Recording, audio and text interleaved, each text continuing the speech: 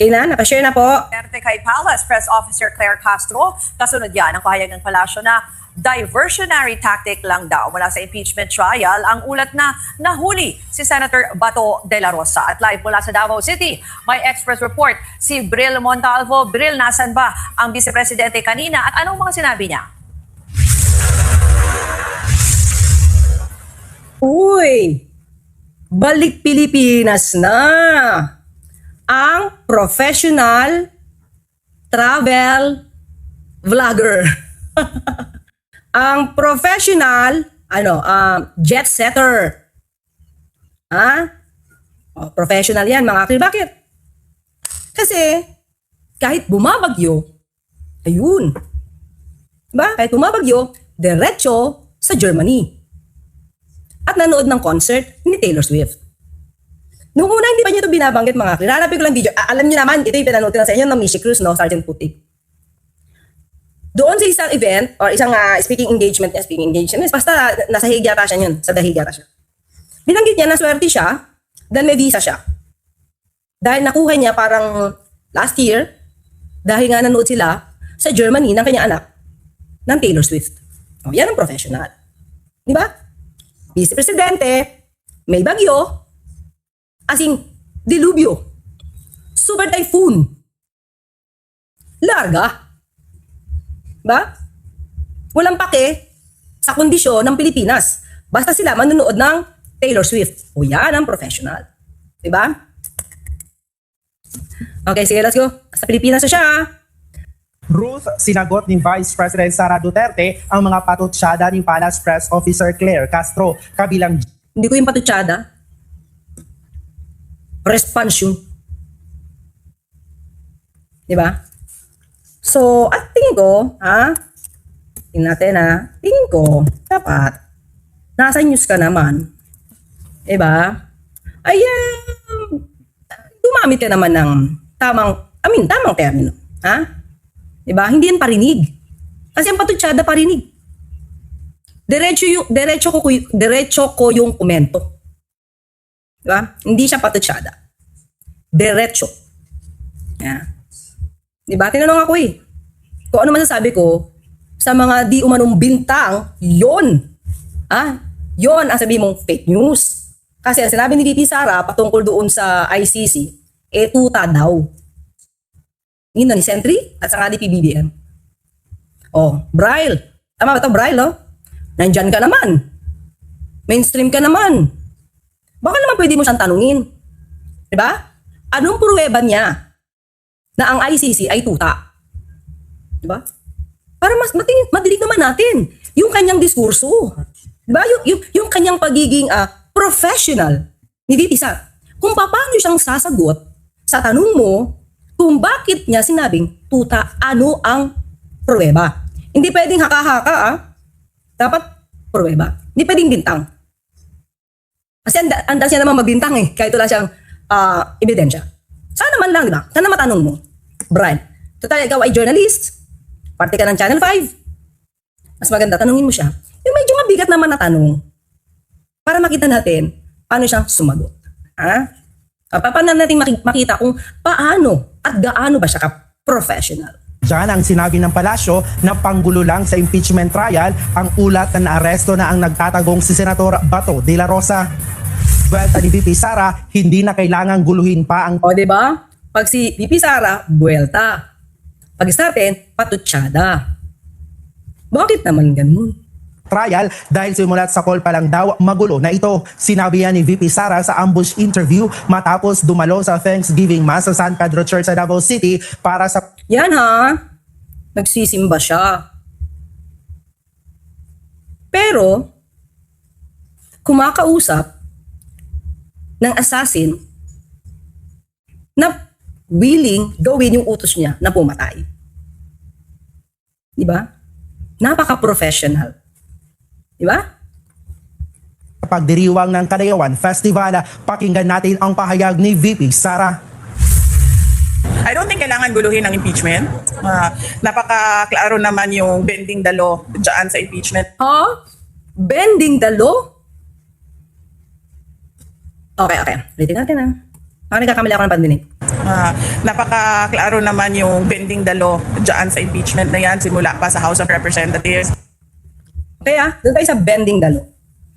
Mga clear, kung bending the law ito, ano pa ang tamang proseso sa mata niya kung siya yung akusado?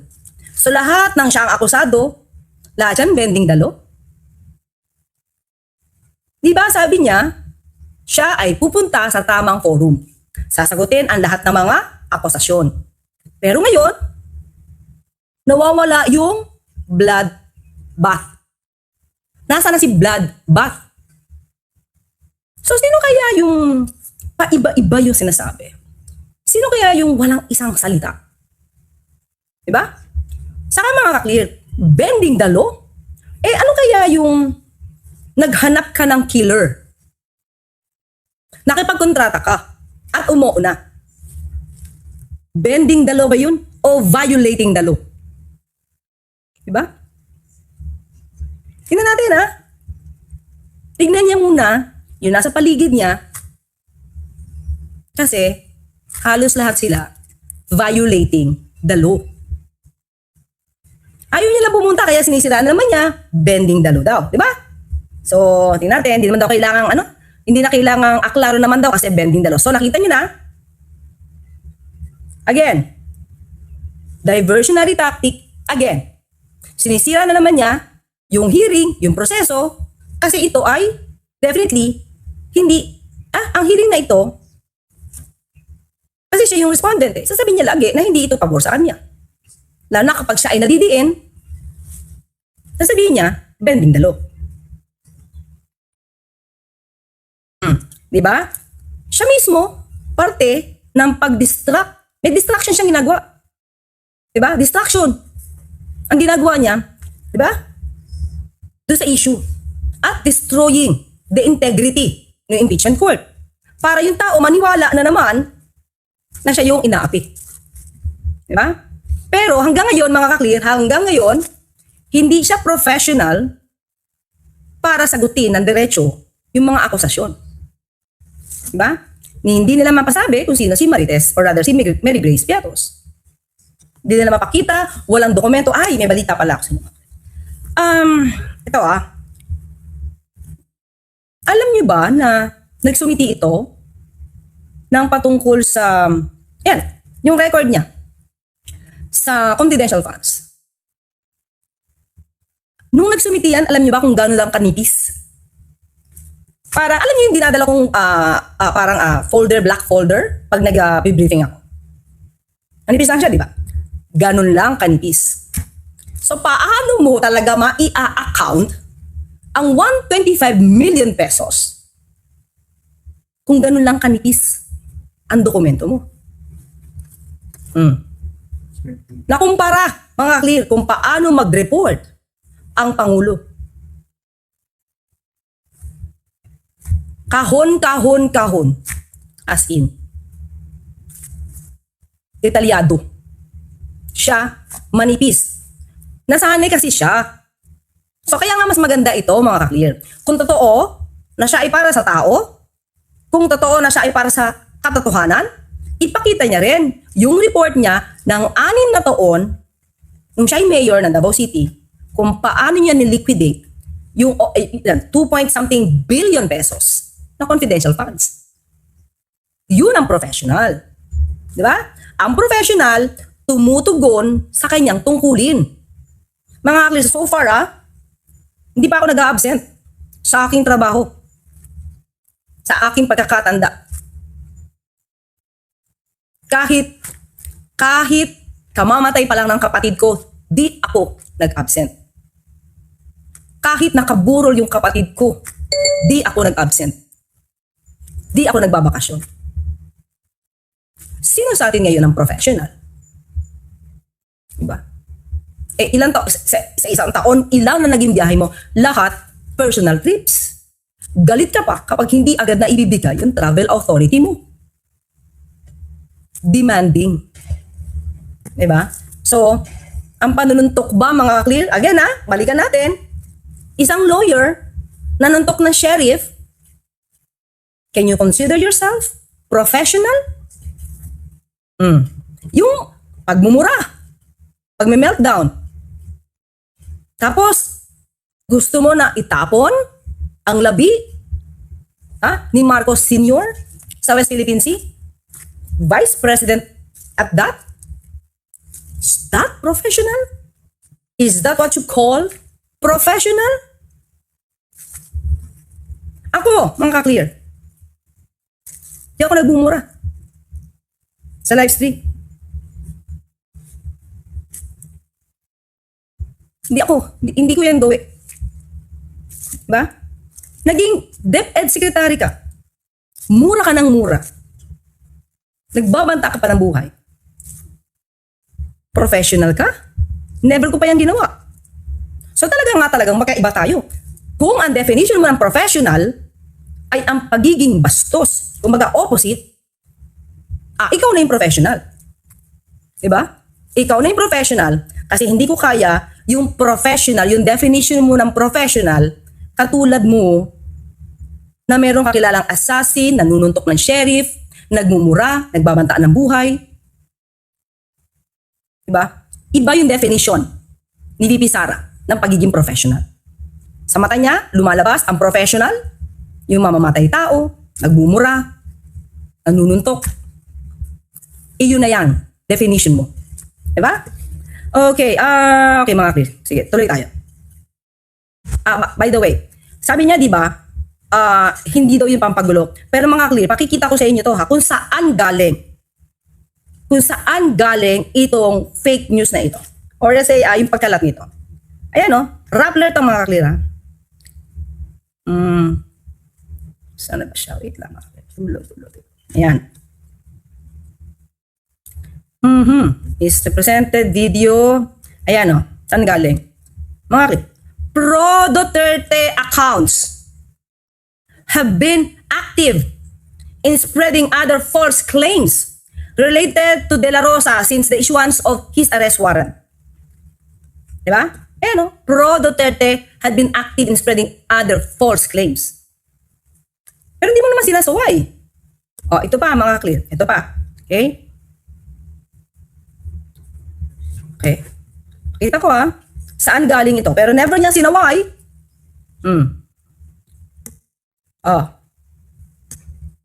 Amid rumors of his supposed arrest, several pro-Duterte Facebook accounts are capitalizing on posts claiming that Senator Bato de la Rosa, who is the subject of warrant of arrest issued by the ICC, has surrendered to the NBI. Ayan o. Diba? Kayo yan o. See? Saan galing? At that time, nung lumabas ito mga clear, ang pinag-uusapan ay tungkol sa mga walang resibong ginamit paggamit ng confidential funds. Diba? Hindi sa amin. Hindi sa akin galing yan. Sa kampo mo. Diba? Ruth, binanatan din ni VP Sara ang mga sinabi noon ng palasyo na baseless, useless at nonsense ang mga pahayag ng... Kita mo kung paano siya mag-describe? Laging, ramdam nyo, di ba? Ramdam nyo tong si Braille. Ha? Pero anyway, hindi ko siya masisisi. Pero kung ikaw ay talagang, mainstream media, dapat neutral ka eh. Di ba? Hindi ka dapat nagpapahalata. Di ba? Ang bise, matatanda ang sinabi ni VP Sara noon na nakikipagsabwatan si Pangulo Hindi, okay. Bongbong. Hindi yan ang sinabi niya. Gamitin mo mismo yung ginamit na salita ni VP Sara. Tuta. Diba? Natin na.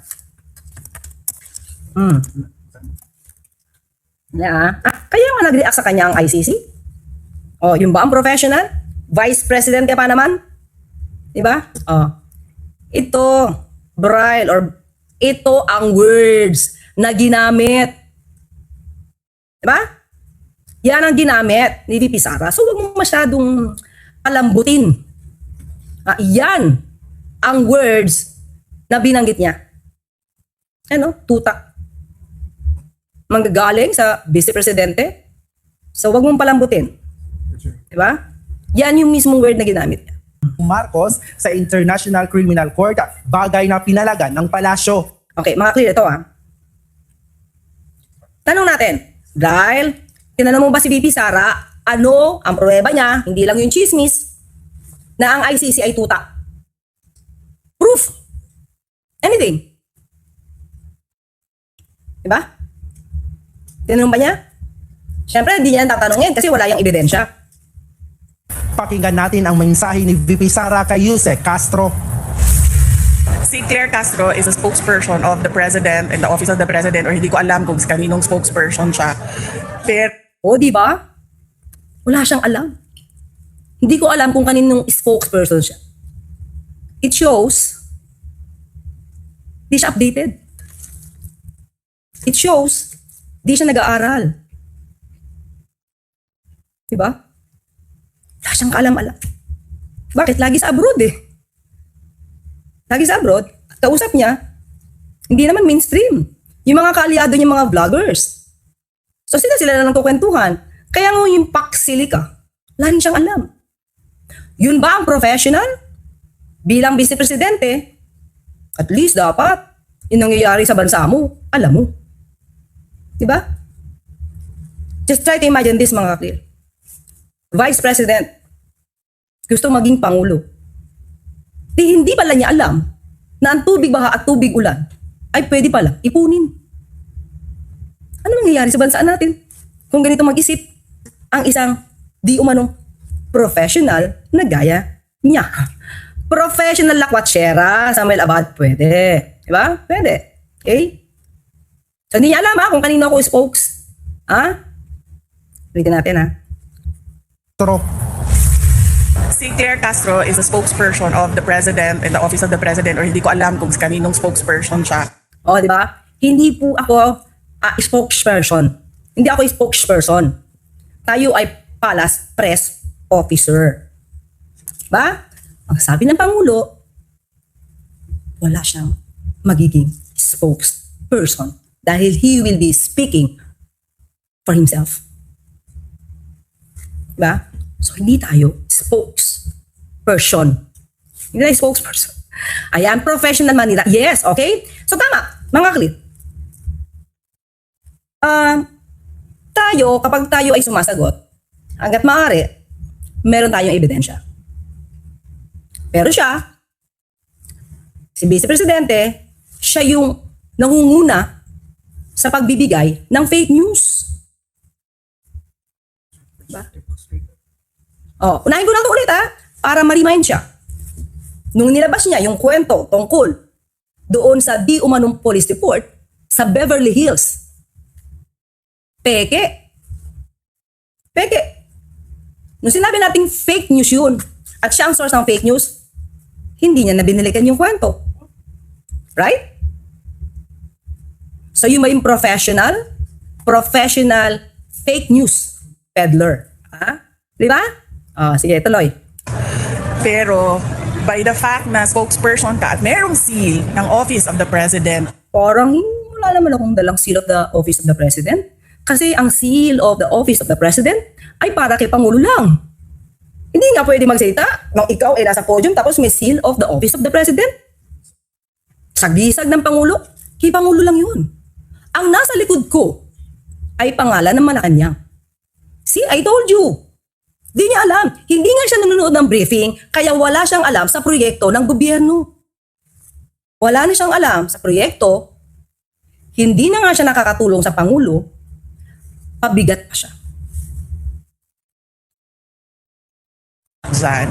dapat maging professional ka sa mga sinasabi mo. Pero kapag may seal sa likod mo, sa harap mo, kung ano yung professionalism na hinihingi galing doon sa opisina na yon, yun dapat ang ipakita at ibigay mo sa taong bayan. Pinutol to, Mari. May sinabi siya dito, ha? May sinabi siya dito na hindi tulad daw nila. Sinabi niya yung sarili niya, pwede sila magsalita nung ano-ano. Yun yung paniwala niya. Yun ang paniwala niya. Teka lang, hanapin ko, ha? Diba? So siya, pwede siya magmura? Diba? Ito, ha? Tingnan niyo to. Pakita ko lang, ha? Sabi niya, may gamit ako sa likod ko na seal of the president, seal and flag of the president shall be exclusively used to represent the president. The seal should be exclusively used to represent the president of the Philippines. Natin to. Nire-respeto ang seal, mga ka-clear. Di mo ba alam yun?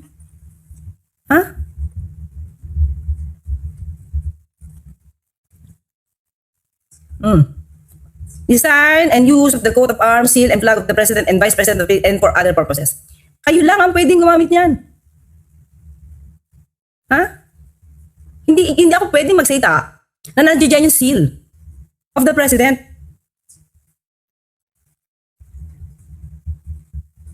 Diba? Dapat alam niya yun. Kaya yan, pag hindi nagsasalita ang Pangulo, tinatanggal yan. Yan o. The seal should be exclusively used to represent the President of the Philippines. Yan o.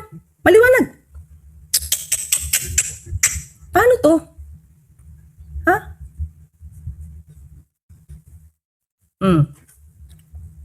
Yan o. When presidential granddaughter had a pre-debut photoshoot in Malacanang, some people raised eyebrows as she used what her own grandfather calls people's palace for her private pictorial.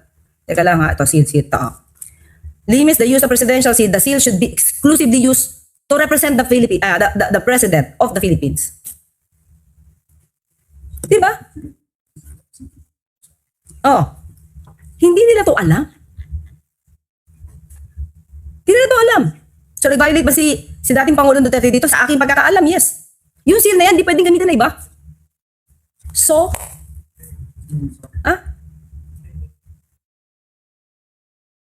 parang merong pagkakataon na may seal ang president. Seal of the president, nandoon si Miss Wari. Di ba? Paano naman tayo maniniwala dito? Ito lang mga issue na to, hindi niya alam. Paano natin sasabing professional ang vice-presidente? Di ba? Kaya, di ba? So mga ka-clear, kita nyo na. Anong klase ba? So siguro dapat tinanong muna ni Bryle, Montalvo, Ma'am, ano ba ang ibig niyo sabihin ng professional? Kasi ako, every time ako na magde-debunk, magre-refute, hanggat maaari, may ebidensya ako. Hindi tayo gumagawa ng kwento.